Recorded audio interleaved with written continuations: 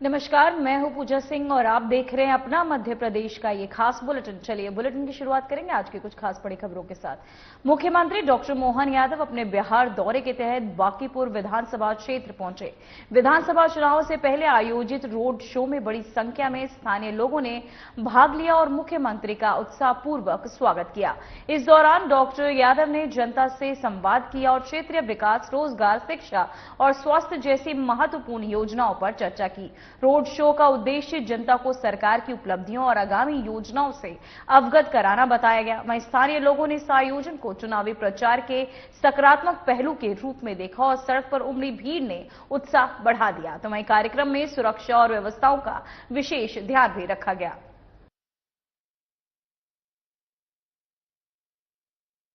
तो वहीं बिहार विधानसभा चुनाव से पहले अपने दौरे पर निकले मुख्यमंत्री डॉक्टर मोहन यादव ने मेनन विधानसभा क्षेत्र में आयोजित रोड शो में भाग लिया।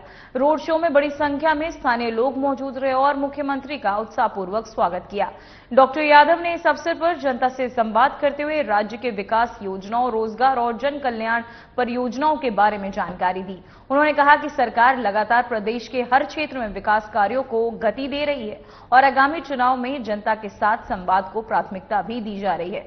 वहीं स्थानीय लोग इस रोड शो को चुनाव प्रचार का महत्वपूर्ण माध्यम मान रहे हैं और मुख्यमंत्री की सक्रिय भागीदारी ने कार्यक्रम में ऊर्जा और उत्साह पर भी भर दिया। वहीं आयोजन में सुरक्षा और व्यवस्थाओं का विशेष ध्यान रखा गया। मेरी अपनी ओर से प्रोफेसर साहब के लिए जोरदार ताली बजा, प्रोफेसर यादव जी के लिए, और हमारे अपने प्रत्याशी जितेंद्र यादव जी, जोरदार अभिनंदन। जितेंद्र भाई के लिए भी जोरदार ताली, पीछे तक आना चाहिए आवाज। मैं बाबा महाकाल की धरती और भगवान कृष्ण की शिक्षा स्थली से केवल आपके बीच आपके दर्शन करने, आपका प्रणाम करने के लिए आया हूं। मुझे इस बात का संतोष है कि बदलते दौर में जिस प्रकार से समय बदला है, हमारे बीच एक के बाद एक आज समय इस बात का चुनौती भी दे रहा और आनंद भी दे रहा है कि हम चुनाव की बेला के आखिरी दौर में आ गए हैं। और ये बात भी सही है कि चुनाव के अंदर मैं आपके बीच में आ रहा हूं तो थोड़ा ज्यादा ही आनंद महसूस कर रहा हूं। मुझे इस बात का भी आनंद है। परमात्मा की कृपा से यशस्वी प्रधानमंत्री के नेतृत्व में जिस प्रकार से देश एक अलग प्रकार से दुनिया में जाना जा रहा है, हमें इस बात का भी आनंद है। जिस बात के लिए माननीय प्रधानमंत्री लड़ाई लड़ते हैं अपने देश की अच्छाई के लिए, सच्चाई के लिए, यही तो धर्म की लड़ाई है। भगवान कृष्ण ने 5000 साल पहले क्या किया, इसी प्रकार से अपनी अच्छी बातों के लिए लगातार संघर्ष करते हुए और गरीब परिवार से आकर के अपने बीच में देश के तीसरी बार प्रधानमंत्री बने। मुझे भी इस बात का आनंद है। मेरे परिवार में भी कोई सांसद नहीं, कोई विधायक नहीं, मंत्री का तो सवाल ही नहीं और मुख्यमंत्री सोच भी नहीं सकते। लेकिन मुझे इस बात का गर्व है, आपके परिवार के इस गोपाल को भी उठाकर मुख्यमंत्री बना करके हमारे लिए जो मौका दिया है, ये हमारे अपने उस गौरवशाली अतीत के उस सम्मान का प्रतीक भी है जिसके लिए भगवान कृष्ण ने जीते जी सदैव संघर्ष किया। हम सब जानते हैं, जब मैं आपके बीच में आया और मुझे मालूम पड़ा कि आपसे मिलने के लिए रास्ते खोद दिए, हेलीपैड खोद दिए, हमने के मर्जी आए जो करो, लेकिन अपने बीच में आने के लिए मैं जान की बाजी लगा करके भी आपके बीच आने को तैयार। चुनाव की बेला में प्रत्याशी का होना, चुनाव का चुना जाना, ये भी होना चाहिए, लेकिन चुनाव में आने के लिए ऐसा मन भी चाहिए जिसके परिवार से 10 बार इस विधानसभा से चुनाव जीता गया। प्रोफेसर यादव जी और उनके परिवार के लिए भी जोरदार अभिनंदन। यह होता उदार मना भाव। आपका अभिनंदन सर। और ये बात सही है, हमारी सरकार के बनने के बाद यशस्वी प्रधानमंत्री के आशीर्वाद से जिस प्रकार से हमने बाबा महाकाल का महालोक बनवाया, एक बार जयकारा लगाए बाबा महाकाल के महालोक के लिए। महाकाल महाराज की। जब महाकाल का महालोक आनंद आया, उज्जैन से मैं विधायक हूं और पहले 50-60 लाख लोग आते थे। आज गए साल टूरिज्म का बढ़ते बढ़ते आंकड़ा पूरे देश में सबसे धार्मिक पर्यटन के आधार पर कहीं लोग आए।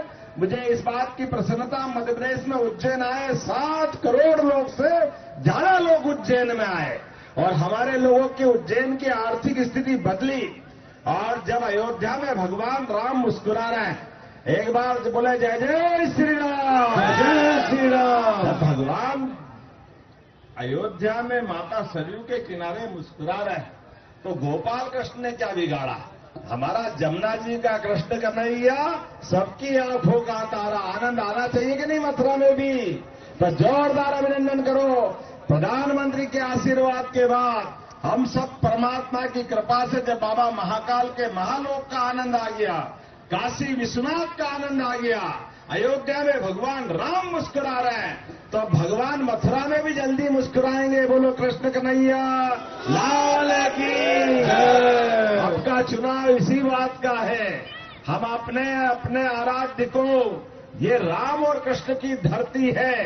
दुनिया में किसी स्थान पे चले जाएं और अपने देश का नाम मत बताओ, लोग पूछे आप कहां से आए, आप केवल इतना बता दो कि मैं रामकृष्ण की धरती से आया हूं, लोग अपने आप कह देंगे हिंदुस्तान से आया है। ये गौरवशाली अतीत हम सबके भाग्य में परमात्मा ने लिखा है।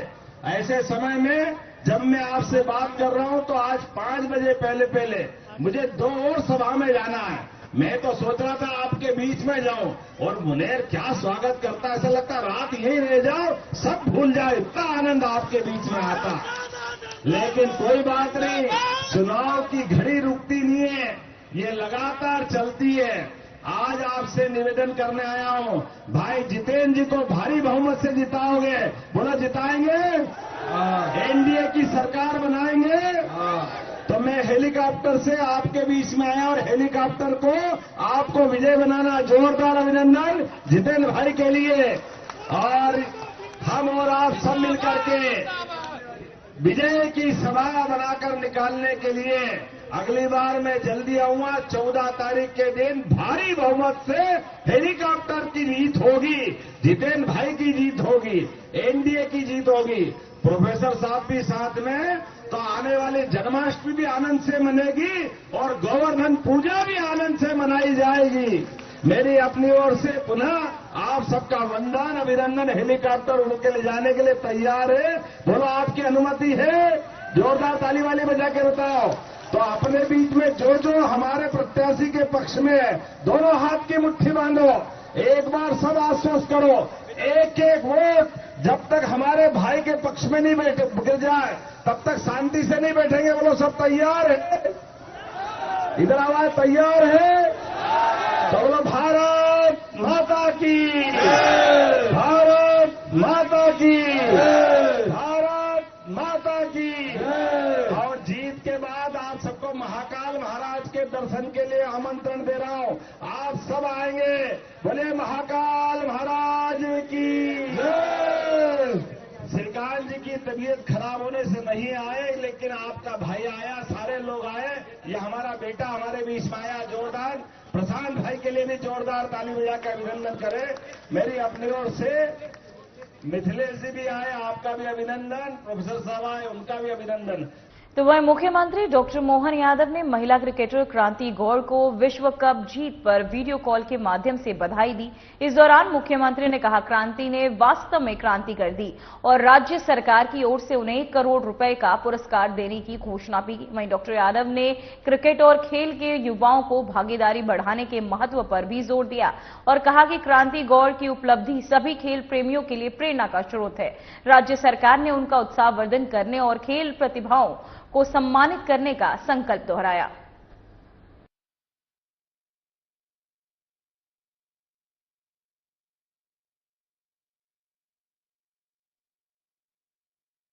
तो वहीं बिहार विधानसभा चुनाव से पहले अपने प्रचार अभियान के तहत कई शीर्ष नेता पटना में रोड शो के दौरान जनता के बीच पहुंचे।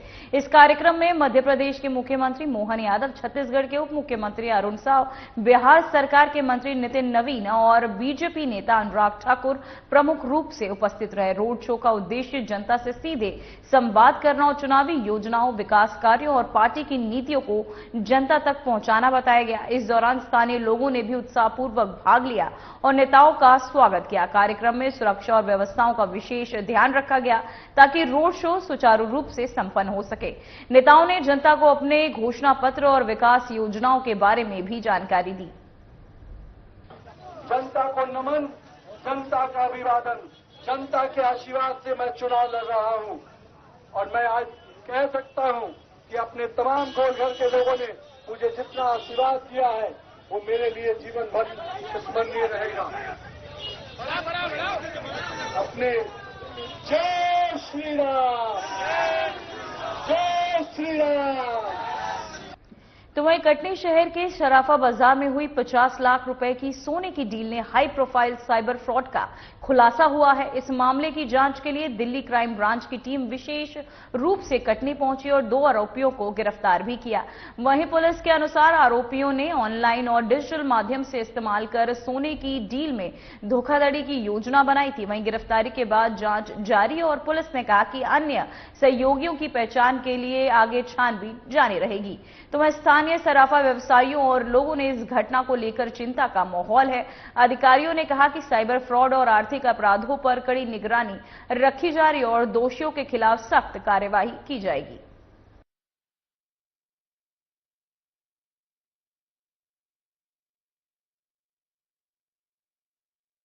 तो वहीं श्योपुर के बड़ौदा तहसील में किसानों और नायब तहसीलदार सुरेश राठौर के बीच जमकर बहस हुई। किसान अपने फसल नुकसान और संबंधित सर्वे दस्तावेज लेकर तहसील पहुंचे थे, लेकिन नायब तहसीलदार की कड़क प्रतिक्रिया से मामला गर्मा गया। वहीं किसानों की बड़ी भीड़ देख नायब तहसीलदार आग बबूला हो गए और उन्होंने किसानों से पूछा कि किसने बुलाया आपको। इसके बाद तहसील ने किसानों में हंगामा कर दिया। वहीं अधिकारियों ने बताया कि नायब तहसीलदार ने अपने पद की गरिमा बनाए रखने के लिए गर्मजोशी से प्रतिक्रिया दी, जिससे विवाद और बढ़ गया। मौके पर प्रशासन ने स्थिति को काबू में करने की कोशिश की और दोनों पक्षों के बीच बातचीत शुरू करवाई।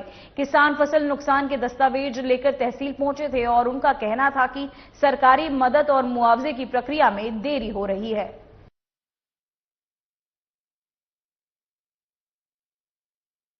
क्या नाम है? कनीराम खार से अधिकारी साहब को क्या कह रहे हैं? यही बोलिए कि कागज लगाना आया जो किसने बताया, तुम क्या लेना आया? मुख्यमंत्री जी कह रहे हैं कि मुआवजा मिलेगा। अब अभी बोलिया ना, सबके सामने बोला कि क्या लेना आया ने। किसने? क्या नाम है आपका? महावीर जाटे से। कौन से गांव से? हरिपुरा से आया क्या हूँ। समस्या क्या लेना है? समस्या ये मुआवजे वाली। तहसीलदार जी ने बोला कि आप किसने बुलाए? नायब तहसीलदार साहब ने बोला है ना, नहीं बोला? बोला है ना? बोला है। क्या बोला? कि आपको किसने बुलाया? ये शब्द उनके। तो ये गलत है ना भाई, किसान किस लिए आता है तहसील कार्यालय में? अपनी पीड़ा। जबकि तहसीलदार तहसील का मालिक नहीं होता है क्या? किसानों का मालिक है। किस काम से आया? वो मुआवजा के लिए आया हूँ। तो पटवारी आप गाँव पहुंचे? नहीं, मतलब पटवारी तो पहुंच गया, पर वो अभी मौका भी पटवारी नहीं। डॉक्यूमेंट्स देने आप? हाँ, साहब क्या कह रहे हैं? क्या लेने आए? आप मतलब कह रहे हैं ना, सबके सामने कह रहे हैं ना, सबके। तो वहीं शिवपुरी में 69वीं राज्य स्तरीय शालेय क्रीड़ा प्रतियोगिता में भोजन की अव्यवस्था को लेकर विवाद हो गया। टीकमगढ़ महिला क्रिकेट टीम की कोच और आपको बता दें शिवानी सिंह और सागर संभाग के दल प्रबंधन विवेक दत्त शर्मा के बीच मारपीट की घटना हुई, जिसमें कोच घायल हो गई और पुलिस ने उनकी शिकायत पर दल प्रबंधन के खिलाफ एफआईआर दर्ज की है। वहीं जानकारी के अनुसार खिलाड़ियों को पूरे दिन भोजन नहीं मिला और शाम को मेस में केवल पानी जैसी दाल का और कम चावल दिया गया। वहीं रोटी मांगने पर दल प्रबंधन ने टीम को धमकाया। जिला खेल अधिकारी ने बताया कि सभी दल प्रबंधक अपने मेस की व्यवस्था के लिए जिम्मेदार हैं। बच्चों से बात करने के बाद दूसरी मेस से भोजन की नई व्यवस्था की गई।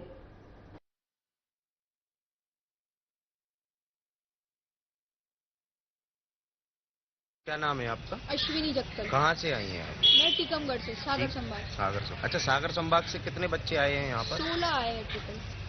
16 कुल 16 बच्चे आए हैं सागर हाँ, संभाग क्रिकेट की। अच्छा, क्या समस्या आ रही है आपको? हमको खाने में समस्या आ रही है। खाना मतलब आज हम लोगों के 2 मैच थे सुबह से, तो जो खाना हमको दोपहर में मिलना चाहिए 1 बजे, वो इन लोग ने 5 बजे दिया था। और खाने में कुछ ढंग का नहीं, दाल भी बिल्कुल पानी जैसी, ना सब्जी ढंग की, ना रोटी तो थी नहीं। जो हम लोग खाना खाने गए थे 5 बजे, 5 बजे तक रोटी हाँ, और बहुत बदतमीजी से बात करते थे वो। किसके द्वारा ये ऐसा किया जा रहा है? दल प्रबंधन। क्या नाम है उनका? विवेक कचकर के नाम है उनका। विवेक धमकी दे रहे थे। और हाँ, धमकी दे रहे थे। अच्छा, मेरा कोई कुछ नहीं बिगाड़ सकता है, जो करना कर लो। तो वहीं श्योपुर में पांडोला क्षेत्र में बीजेपी मंडल अध्यक्ष रघुनंदन शर्मा का ऑडियो सोशल मीडिया पर वायरल होने से विवाद खड़ा हो गया। ऑडियो में रघुनंदन शर्मा और जनपद अध्यक्ष राम लखन सुमन की बातचीत में वह किसान संगठन और नेताओं को देशद्रोही कहते सुनाई दे रहे हैं। इस घटना के बाद कांग्रेस किसान जिला अध्यक्ष जसवंत मीणा ने बड़ौदा थाना पहुंचकर बीजेपी मंडल अध्यक्ष के खिलाफ आवेदन देकर कड़ी कार्यवाही की मांग की। वहीं श्योपुर में इस आपको बताते चले वीडियो कि वायरल होने से आपको बताते चले होने के बाद बीजेपी मंडल अध्यक्ष की मुश्किलें बढ़ती दिखाई दे रही है और राजनीतिक हलकों में इसे लेकर चर्चाएं तेज हो गई हैं। जो आज हमने ज्ञापन दिया है थाना प्रभारी को, वो ज्ञापन दिया है हम लोगों ने कि जिस प्रकार कल एक सोशल मीडिया पे एक वीडियो वायरल हो रहा था, जिसमें हमारे पांडोला के जनपद सदस्य और यहाँ के पांडोला के ही भाजपा के मंडल अध्यक्ष दोनों बातें कर रहे थे। तो उसमें भाजपा के मंडल अध्यक्ष जो है वो किसानों के बारे में जो आंदोलन करने, कल हम मुआवजे के उसकी मांग करने के लिए लोग जा रहे थे, उनके लिए ये कह रहे थे कि ये किसान नहीं है, ये तो देशद्रोही है, ये तो आतंकवादी हैं, ये तो नक्सली हैं। तो ये बातें वो लोग कर रहे थे। उसके लिए आज हमने थाना प्रभारी को बड़ौदा को ज्ञापन दिया, इसमें इसकी जांच करके और उसके ऊपर कड़ी से कड़ी कार्रवाई की जाए, जिससे आने वाले भविष्य में कोई इस तरीके से कि कोई वो कर ना सके।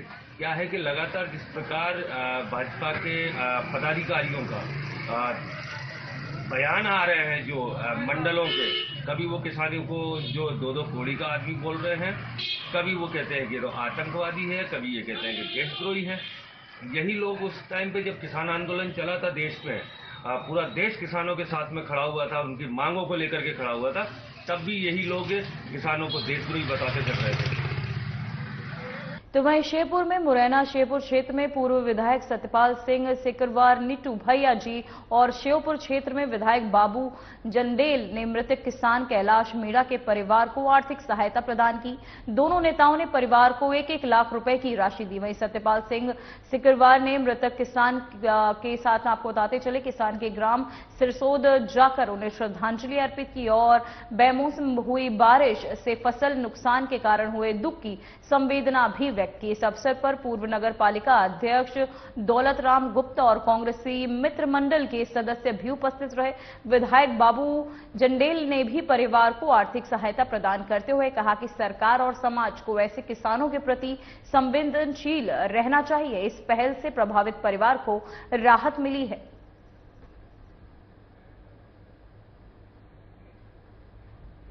तो वहीं मोहनपुर गांव के निवासी रितेश पाल के लापता होने के 3 दिन बीत जाने के बावजूद उसका कोई सुराग नहीं मिला है।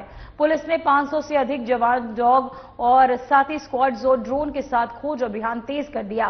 वहीं सुराग पाने के लिए पुलिस ने 30,000 रुपए का इनाम भी घोषित किया, जहां अधिकारियों का कहना है कि ग्रामीणों से लगातार संपर्क किया जा रहा है और हर संभावित स्थान पर तलाशी जारी है। वहीं खोज अभियान में तेजी के बावजूद अभी तक कोई सफलता नहीं मिली है।